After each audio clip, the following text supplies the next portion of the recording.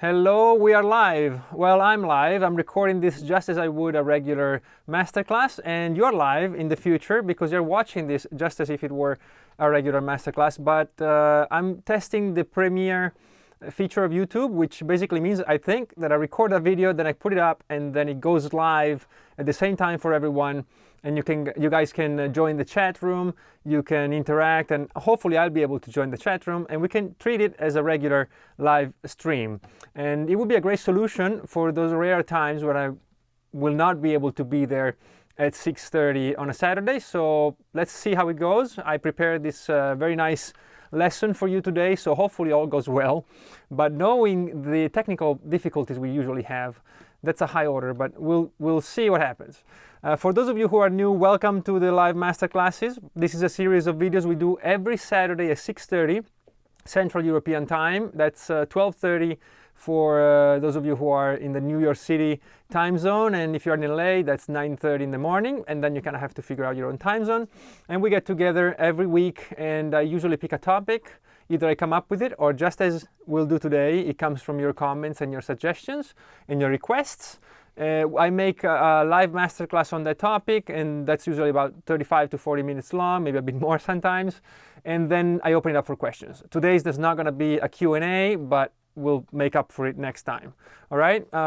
For those of you who are old regulars here, I want to thank you again for your contributions and your donations. I put a lot of work and a lot of effort and a lot of thought into these things because I really take it seriously, because I think some of you look at me as a source of information and knowledge that they can trust. And so that puts enormous pressure on me, and hopefully I'm not letting you guys down. So thank you very much for your contributions, because it feels good that you're appreciating it, and that, but more than that, because I know you all appreciate it, but just that you want to contribute. That being said, these videos are made for everyone. It doesn't matter how much money you have, where you live, what's your social status or your economical. It doesn't matter. These will always be free. We will always be live as long as I have stuff to teach you.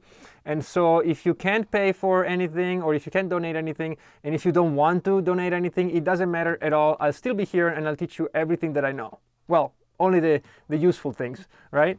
But I would like to ask you, because it doesn't cost anything, to subscribe, like, and comment, because it makes a lot of sense to try to reach as many people as we can with this, because I think from your comments that some of this stuff is very useful, and hopefully we can reach more people and maybe make their musical endeavors just a tiny bit easier. All right, besides, it's fun, and also I like to read your comments and see where the suggestions go. And today, please do keep the live chat going, because it's always good to have them archived, and I go through them and sometimes come up with great new topics for masterclasses by reading your questions in the live chat. So keep that alive, and that's it. We're gonna get started. This topic comes from one of you guys in the comments on the last masterclass, Desafinados. This is for you, and he had a great suggestion for this video, which is secondary dominants. It's a great topic, and it's a huge topic, but I think we can get our feet wet today in a reasonable amount of time.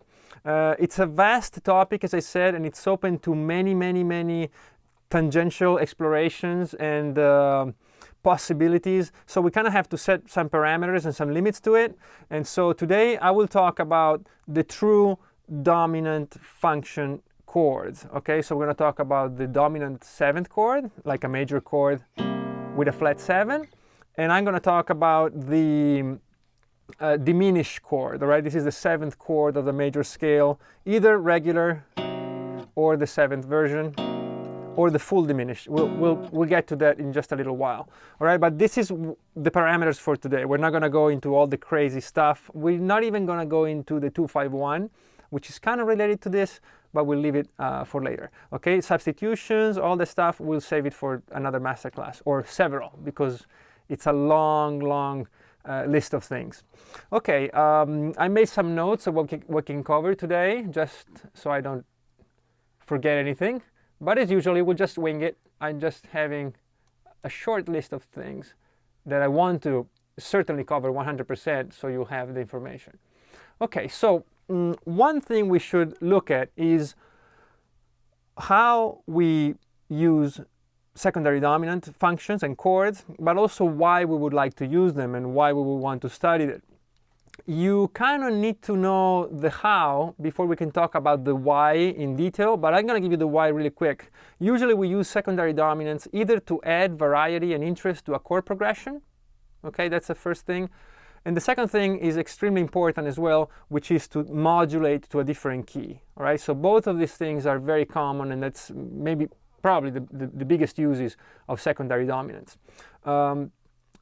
We will use two, as I said, ways of the how. We're going to use the dominant 7th chord and the diminished chord, and then we'll explore the two whys just a little bit later, but some of them will become obvious as we go through it.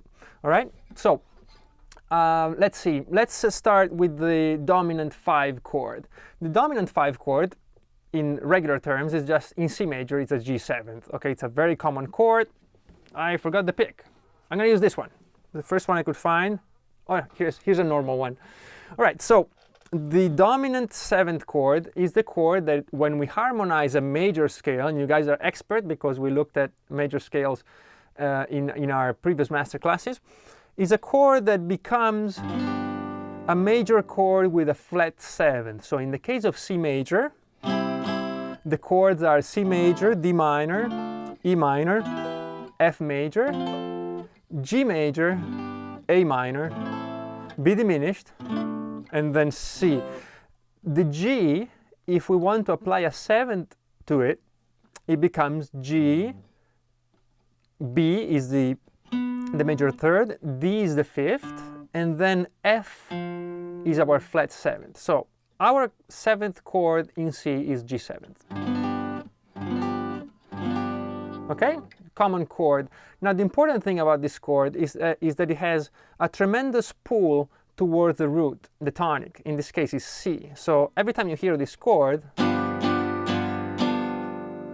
your ear goes to this, without the 6th actually. Let me do it again. Right? Or different voicings, same thing.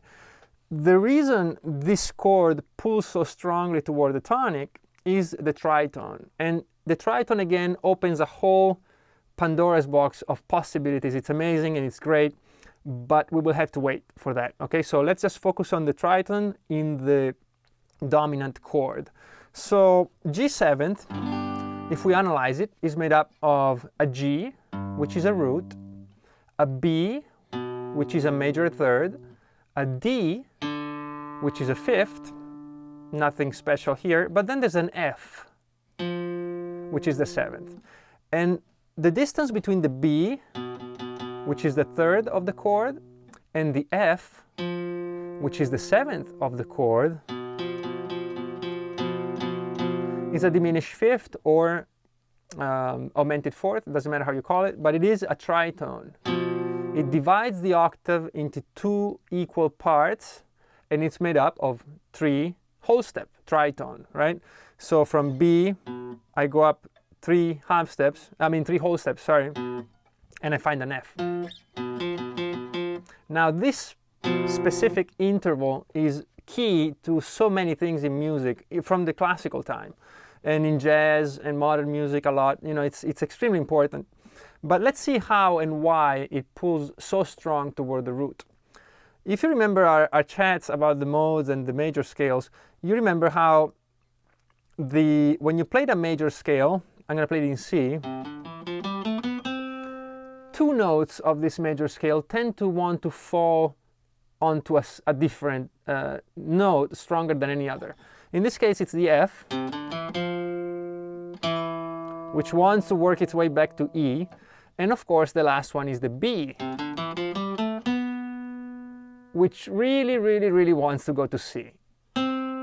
Okay? So if you look at the G7th chord, you have both of these notes. You have the F that wants to go to E, and you have the B that wants to go to C. And so the resolution of what you hear is this. Let's play it a bit higher. Let's play it here. We have an F and a B, and they resolve to the C. I'm sorry, if we have an F and a B, they resolve to the E and the C. Okay, the F falls to E, and the B goes up to C. So just with the tritone, or the augmented fourth, or diminished fifth, whatever you want to call this, this is all the information you need. You don't even need the chord around it. Because what you're hearing really is this resolution. You hear that? It's so important, the tritone, so strong that it makes the chord around it irrelevant. And this is extremely important for something else, which is substitute chords. And as I said, we're not going to get into it, but just so you know, when we do get around to it, you'll kind of have a seed in your mind about it already. Okay, so this pool is what towards the root, is what we want to use to create the secondary dominants. Okay, the secondary dominants are justified by the fact that they take advantage of this strong pull of the tritone, okay, and of the seventh chord. But now at least you know why a 5 chord in a 7th shape wants to go to the 1, okay? I repeat it again, because the F, because the B and the F, which are the 3rd and the 7th of the 5 chord of G, want to go respectively. The B wants to go to C, which is the root of C, and the F wants to go to E, which is the 3rd of C. And so you get this sound. G7th, C major. All right, I just said it one more time so we're clear. And as always, remember our motto: you are your own best teacher. So go over this many, many times. It doesn't matter how often I say it, you still have to go through it, play, explore in different keys. All right, we're going to stay in C major for today. So what do we do when we find one of these dominant chords? Well, we certainly expect this chord to resolve. We not only expect it, we demand it. Our ear demands that the chord resolves. And let me give you a short example, a very basic chord progression. Let's play C major. Let's do it open strings. Then I'm going to A minor, to D minor, to G7,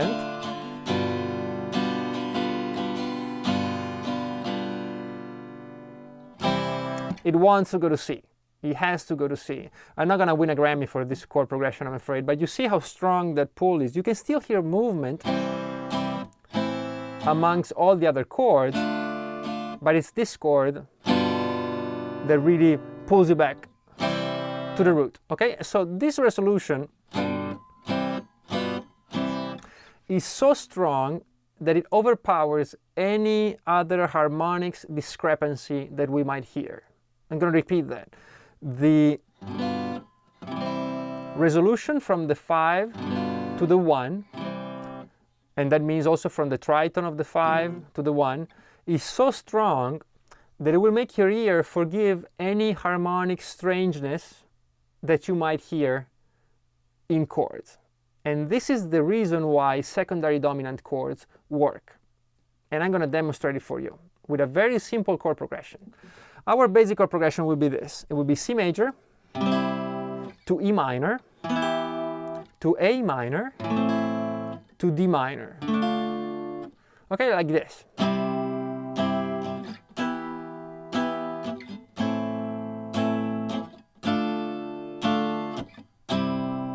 I'm using these shapes because then everybody can understand them. I know a lot of you are very accomplished musicians, so forgive the simplicity, but it works.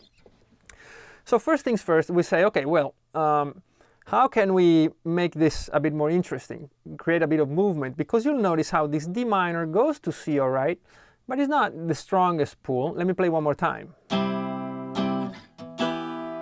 To A minor, to D minor,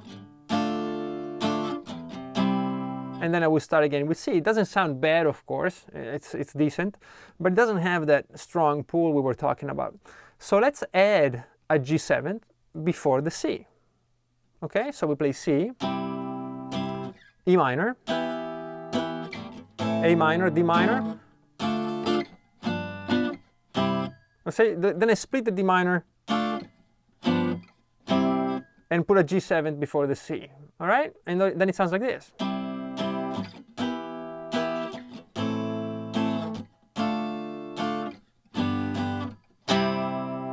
Okay? You hear now how this G7 really pulls and pushes towards the C.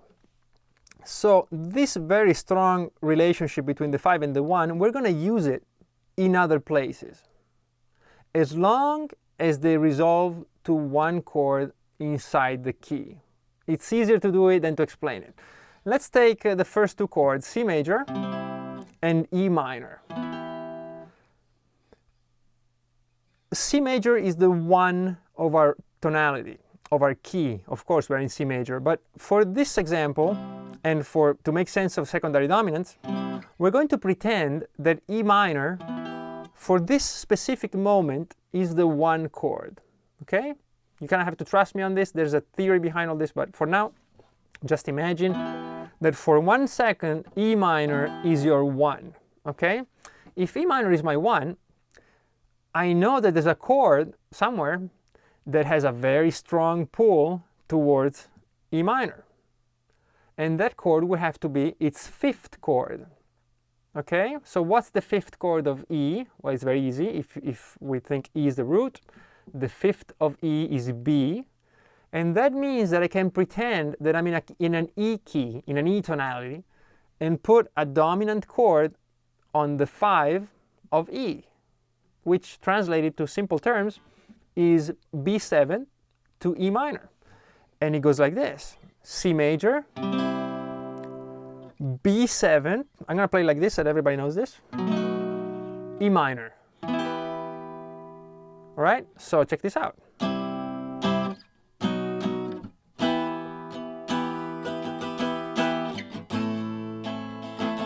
And then we continue with the progression. But you can see how this B7 really pushes towards the E minor.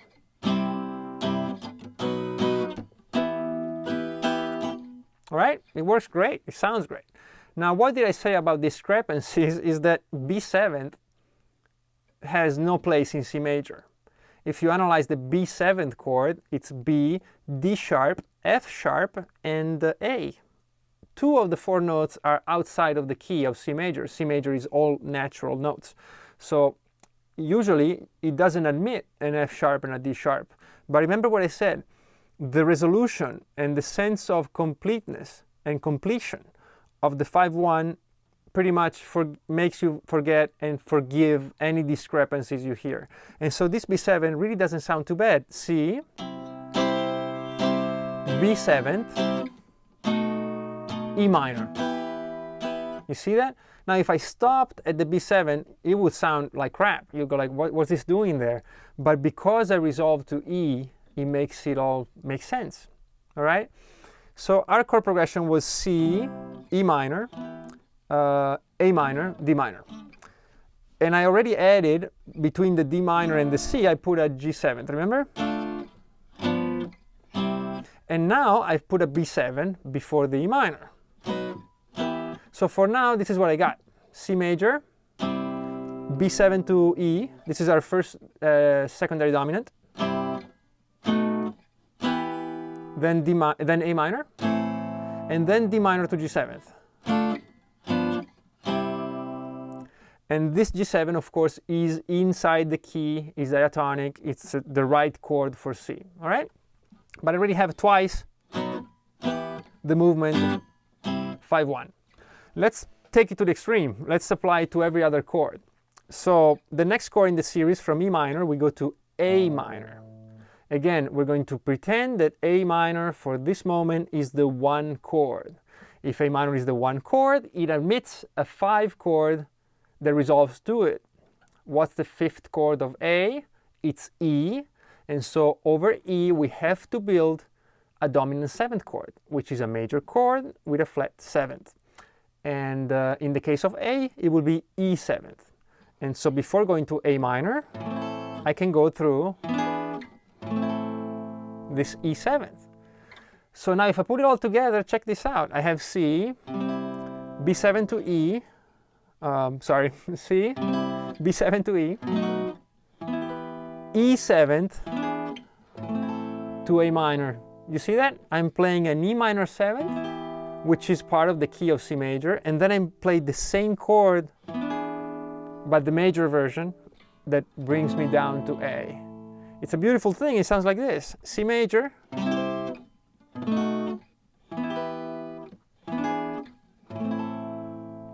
right? And then we had, from A minor, we went to D minor. And of course, we can think, if D minor is the one, what is the fifth chord of D minor? D, E, F, G, A 7th. And so again, it coincides with the one we were on before.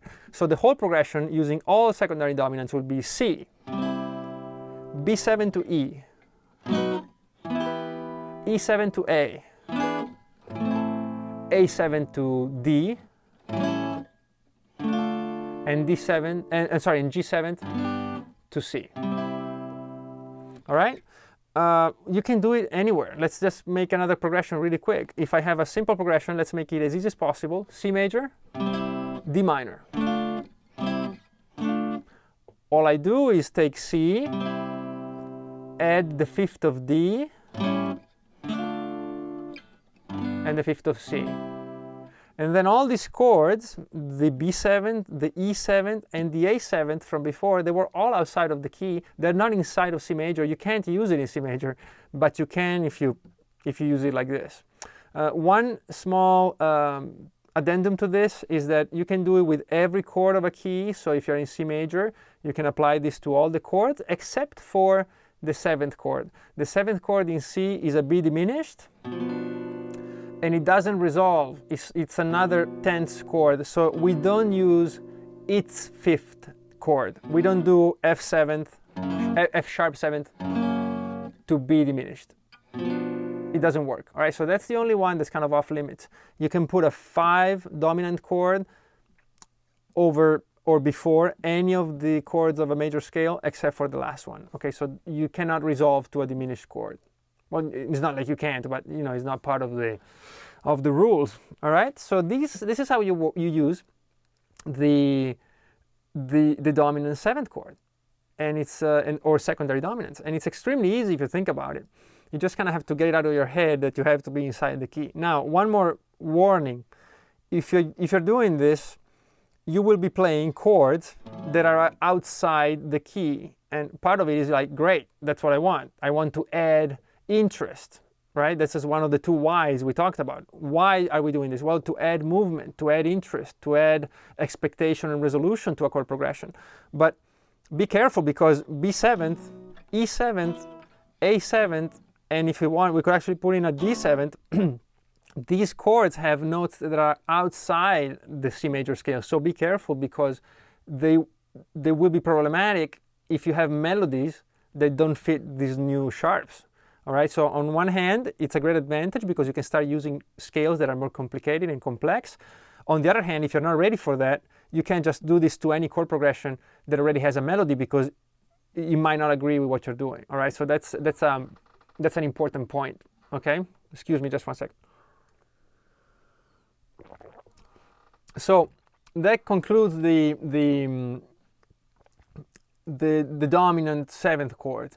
I said there are 2 ways to use secondary dominants. This is a bit of a stretch, because really the true secondary dominants are considered the 7th chord, the major, the 5 chords. But there's another function in C major or in any major key that pushes towards the root, basically as strongly as the 5 chord, and that's the 7th chord. So if I'm in C major, C, D, E, F, G, A, B, B diminished is the chord that really strongly pushes you towards the root again, right? So if I have a progression, it's C, D minor, E minor, F, G major, A minor, B diminished, C. So you hear this, it's a very strong resolution. The reason is extremely simple. B diminished is made out of B, D, and F. And B and F are the same tritone that we found in the G7th chord. Okay, so same reason. The B wants to go up to C, and the F wants to go down to E. All right. The triad function of this is not as common as you might think. Usually this chord becomes is made in a 7th chord, And this is a bit more complicated, so I'm going to go very methodically, all right? So the first diminished option you have is the triad. It's only the root, the third, in B, the root, the third, and the flat 5. And this resolve to C, to a C triad. The other option you have is to put a 7th to this chord. Okay, so in the case of C major, you would have to have a B, a D, an F, but also an A, because an A is the 7th of B that fits the key. The name of this chord is either a B half diminished or B minor 7 flat 5. Okay, these are the two names. But it's basically a diminished triad plus a minor 7th. Okay? And it resolves just as strongly to C. Okay? But there's also another diminished chord that is interchangeable with the, for this thing we're looking at today, for the secondary dominants, is as usable as this one, and that's the fully diminished chord. And it's the same chord, but we also diminished the 7th. So it's the same chord, but the A, that was the 7th, we bring it down a half step. So this chord would be B, D, F, the regular diminished triad, plus an A flat. This chord is extremely important because it's symmetrical. It introduces all kinds of possibilities. It's a great chord, but it's way beyond what we're doing today. So for now, just remember you can use the diatonic diminished, which is the minor 7 flat 5, or you can go full diminished. And both of these things will work for what we're demonstrating. All right, so you can use either of them. Okay, so that being said, let's take again a very simple chord progression. C and D minor. Right? Very easy. Now, before we said, hey, I can put an A 7th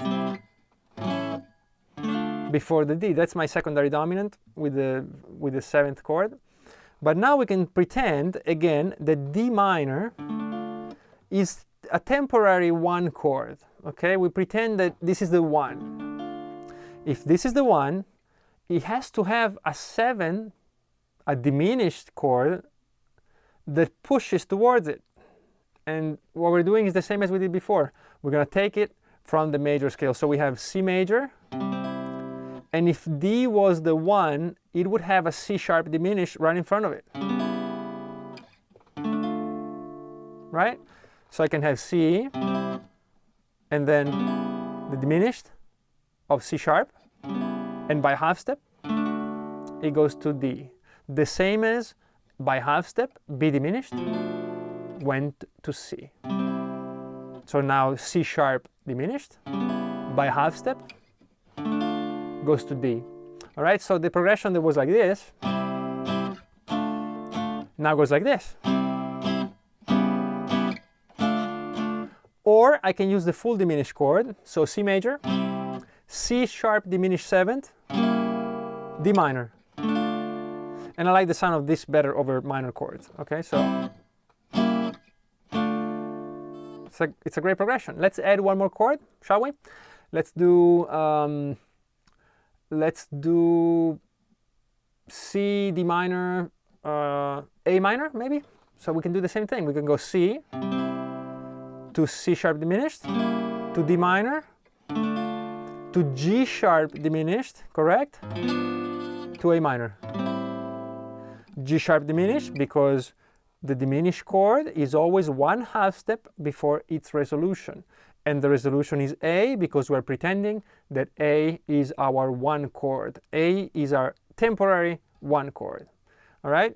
So, to summarize all this, if I have any chord that is diatonic to a certain scale, in this case C major, I can add an extra chord that will fall outside of the major scale.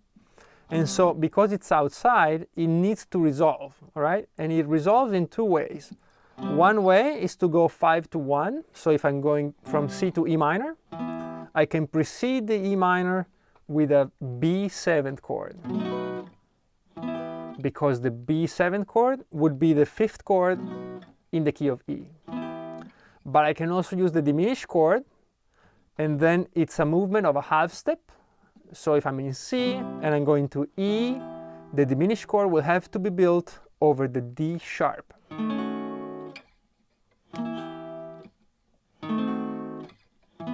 And I can choose whether I want to use a regular diminished chord, a half diminished, or the full diminished, which I prefer,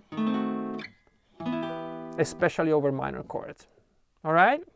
So again, I understand this is a bit of information, but go back and just watch it, and you'll be cool. And you'll figure it out. You just have to watch it a few times and play it for yourself, and you'll be all right. Okay? So one thing that's left for us to see, because we did look at all the two possibilities of how to do it, and we also looked at the why, one of them, because you noticed how my progressions have become more interesting. So that's already done. We have to talk about the final why, which was using them to modulate to a different key. Okay, and we're going to do it with with the dominant 7th chord. So let's say that I want to go from a section of a song in C major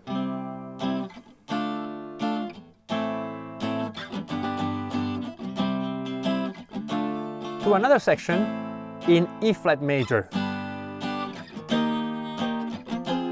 I can do that. I can just do my progression in C and then just abruptly go to E flat major. It sounds a bit though just as it sounds. It sounds like you're kind of going from here to there. It's not very subtle and it's not very musical, but it can be effective. So I'm not criticizing it. It can be a great way to build momentum and build excitement.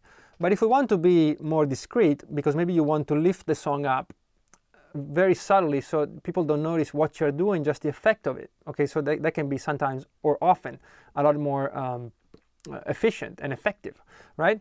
So let's see what we could do. Now, if I want to go to this E flat, wait, let's do first a key that's a bit easier, all right? And then we go to this one, because otherwise we might be jumping in too deep a pool here. Let's say we want to go from C major to D major, okay? It's a more common, besides, it's a more common modulation. So I have my song in C.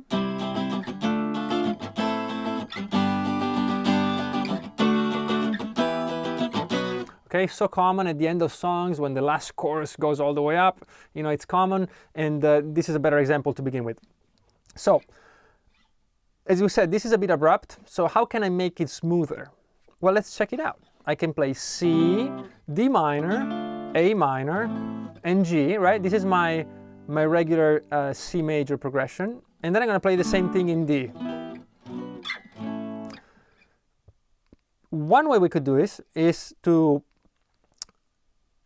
put a dominant 7th 1/5 before the D minor, so an A 7th. We could do C major, D minor, A minor, A 7th to D major.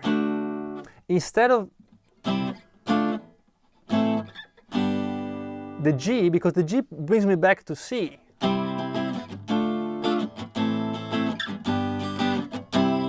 It's kind of hard to get out of the loop. You hear that? But if I change the last G for an A 7th, right, then it will push me towards the D.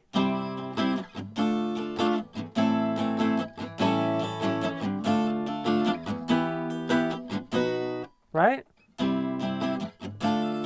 A minor, A 7th, D major.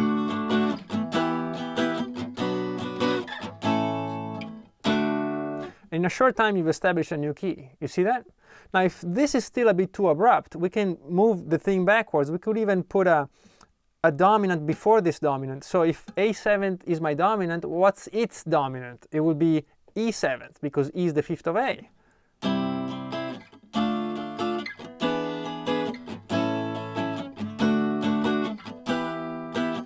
You see how it gets blurred now? It's a lot more blurred. I go C major, D minor, E 7th, that falls to A 7th, that falls to D major. And then I'm in business. All right, that's one use. There's so many of them. There's whole chains of this. I'm going to give you one more just really quickly, because more is better than less. But of course, as always, please do go back and watch this again.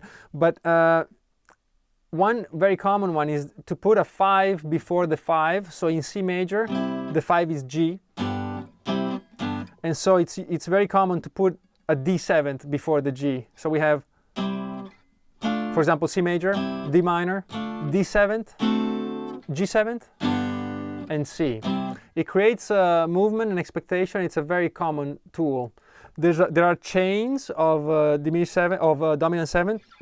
I can go from C, D7th, G7th, C7th, F7th, B flat. If I stop in B flat, I modulate it down a whole step.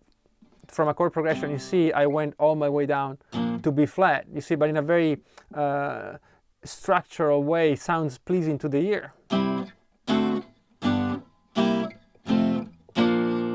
And all these 7th chords are the 5th of the one after it. So D7 is the 5th of G, G7 is the 5th of C, C7 is the 5th of F, and then F7 resolves to B. I could keep going, but if I wanted to go from C to B, this is one way of doing it. There's so many ways, you know, it's great. One final one that's very common. If I'm in C major and I'm going to F, very common. It's very common to use a dominant 7 on this C, because C is the 5th of F. So we can go C major, C7th to F. You hear that? It's beautiful and it's very easy.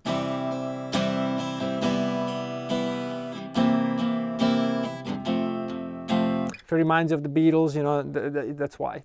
It's a very common progression. So there's so many uses for the diminished chord. And the changing keys is one of them, and this is an example. Now, I told you I was going to do something a bit more complicated. Let's go from C to E flat. C to E flat are pretty far away on the circle of fifth. There are 3 notes difference between C, that has no sharps and no flats. B flat major has 3 flats. So, you know, it's pretty far out. One way of doing it, of course, is to just go straight to the B flat 7, because it's the 5th of E flat. So we could go. This is my chord progression. When I'm ready to go, A minor,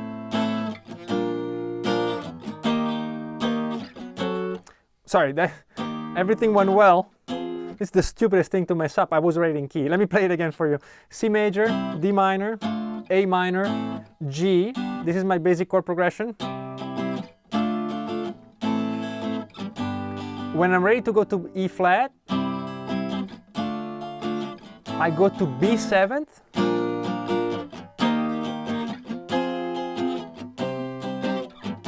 and now the last 4 chords are my same progression but in a different key. And you see how this B flat works great. And not only that, but I waited until I was in A minor, so I can get this movement here. And there are so many ways. You can just try for yourself. It's really hard to screw it up. And even though there are very common uses and maybe famous uses of this thing, you don't have to worry about it. You know, you can just do whatever you want. And it's just a great way to do it.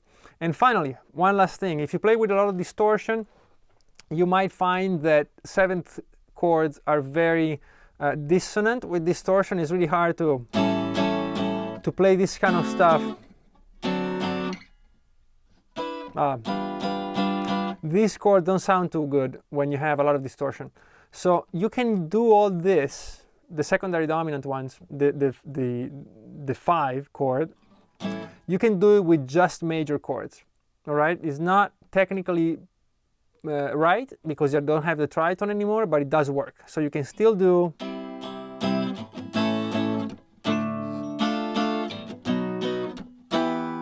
Okay, it's not as strong as when I use the 7th, but you can do it with triads. Okay, so this is extremely useful if you play with distortion, because I see a lot of people give up on this because they're like, I can't use it, you know, with my Mesa Boogie all the way up.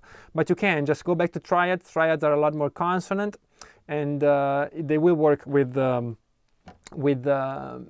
you know, this whole thing will work as long as you play at least a major chord. It doesn't have to be a seventh. But for the theory and for learning how to use it, please do check out your 7 chords if you haven't mastered them yet. All right? Well, I got to the end of this. I don't know how it came out, but hopefully you enjoyed it and you found it useful. It's hard without any feedback from you to see if I lost you somewhere. If I have, please accept my apologies. And feel free to, you know, write it down here in the chat before the thing is over, or in the comments. As I said before at the beginning, please do subscribe, like, comment, all that good stuff that will help the channel grow. And if you have suggestions that you put in the chat, also please put them in the comments, because the chat sometimes it's a bit volatile and YouTube sometimes screws it up and the chat disappears. So if you have suggestions, please add them later in the comments. And hopefully I've been there with you chatting. I don't know if I'll be able to on Saturday, but you're in the future. So from the past, I say thank you again for watching and for being here. Goodbye, and I will see you next Saturday, 6:30, for a regular live masterclass. Thank you very much. See you soon. Bye-bye.